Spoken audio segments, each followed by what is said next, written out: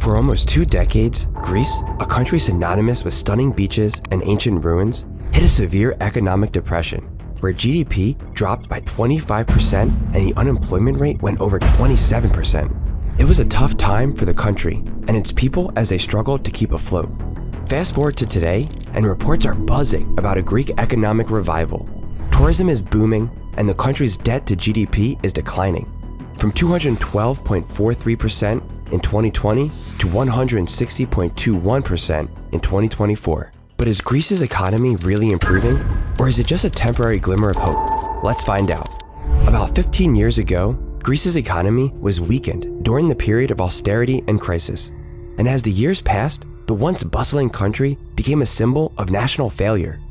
Greece's economic decline wasn't because of the chaos caused by the financial crisis. But what then led to the crisis in the Greek economy? Let's take a trip back to 1981, when Greece joined the European Economic Community, which became part of the Eurozone in 2001. This was a great decision, as member countries were offered opportunities for lower interest rates and easier access to capital. As a result, Greece's economy was doing great, expanding by over 4% on average. Meanwhile, its current trade account deficit rose significantly, and Greece's competitiveness started to lag behind other European nations. The country's productivity became low, making its exports less attractive. Coupled with relaxed lending practices and lax fiscal discipline, these issues led to a dangerous accumulation of debt, with many thinking that Greece was dealing with a lot more financially than it was letting on to the world. Just as Greece was doing well economically, a financial crisis hit the United States, causing the Great Recession in 2008. This had a serious impact worldwide, and both developed and developing countries were hugely affected. However, developed countries like Greece felt the effects more than other countries. It was just the beginning of many more financial crunches for Greece. Due to the Great Recession, the number of funds borrowed from major European countries like Germany to countries close to the European border, like Greece, started to reduce, and this spelled doom for the latter. Meanwhile, Greece tried to keep up with its competitive spirit, but things weren't looking good for the country. It continuously had a negative nominal GDP rate, further straining its economy. This led to a loss of confidence in its economy, which resulted in more layoffs and increased unemployment, especially among young people and reduced incomes. Many other issues also occurred, including a decline in tax receipts and a significant rise in the debt to GDP ratio. While the Great Recession was one of the factors that caused Greece's economic downfall, some other internal factors contributed to its economic issues. One is the nation's inadequate management of its large-scale economic system from 2001 to 2009. The Greek government spent heavily, avoided and evaded tax, and had current account deficits amassing crazy debts. What's worse is that the country also made its economy heavily reliant on vulnerable factors like tourism and maritime transportation, which experienced a sharp decline following the Great Recession.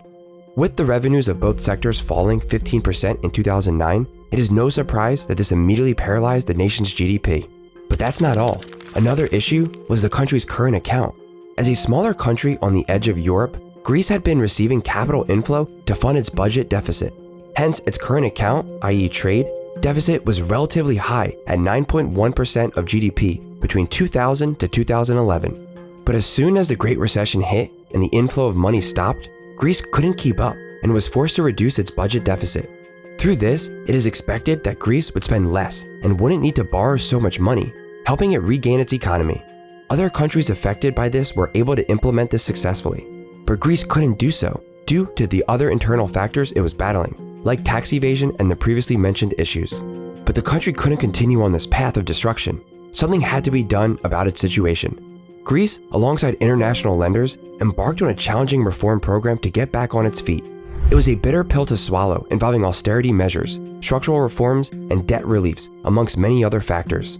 On the 1st of May 2010, the Greek government announced a series of austerity measures, and a couple of days later, the Eurozone nations and the IMF reached an agreement for a 3-year, €110 billion loan with a 5.5 interest rate, with a condition that the austerity measures would be adopted. But things didn't go smoothly from there. The austerity measures, comprising actions such as a 10% rise in luxury taxes, an 8% reduction in civil servant allowances, and a 3% cut for DECO employees, these are workers employed by public corporations and organizations, without allowances, alongside a 10% hike in taxes on beverages, cigarettes, and fuel due to increased excise tax, among other regulations, sparked discontent among the Greek populace.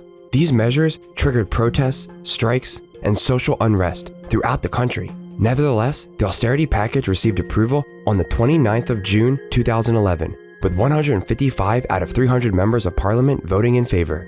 In addition to this package, Eurozone leaders granted Greece an extension of its loan repayment period from 7 years to a minimum of 15 years, while reducing interest rates to 3.5%. Moreover, the IMF and Eurozone leaders agreed with banks to write off about 50% of Greece's debt.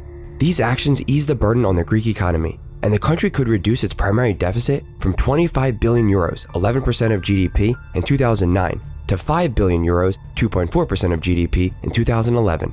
But the country was far from a 100% recovery, and the road to the recovery was long and arduous. Greece's GDP was on a 7.1% decline in 2011, and its unemployment rate grew from 7.5% in September 2008 to 19.9% in November 2011. The economy shrank significantly, and many businesses struggled, but slowly the tide began to turn. The Greek government had significantly reduced its spending, and finally, there was light at the end of the long dark tunnel for the country. First, unemployment peaked at 28% in 2013 and has significantly dropped to 11%. Private consumption is increasing, and the upward trend in the Industrial Production Index, reflecting the performance of diverse sectors, highlights positive dynamics within the Greek economy. But that's not all. With a GDP growth rate of 1.2%, Greece stands out from other nations with a remarkable surge in the actual value of its stock market, experiencing a 43.8% increase from 2022 to 2023. Even the IMF acknowledged Greece's growth. Greece's economic outlook has improved notably, with real GDP expanding beyond its pre-pandemic trend level. Plus, investment is projected to increase by approximately 15.1% this year, which is way more than double what it was last year. It can be said that Greece is doing better economically. However, while the Greek economy has started to take good shape and is better than it was 2 years ago, the country has yet to return to its flourishing state in the 2010s.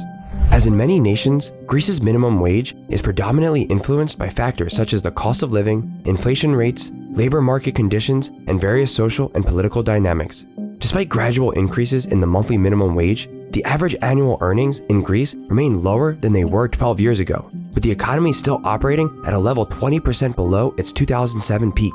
In 2007, Greece's GDP per capita stood at 3/4 of the Eurozone's. Presently, it has declined to slightly over half. The signs of the crisis are still evident. Core inflation, which gauges changes in the cost of goods and services, remains elevated, consequently constraining purchasing power. The standard of living has declined, fostering a lack of confidence among consumers and businesses in the economy. But one thing is sure, the country is on its way to improving.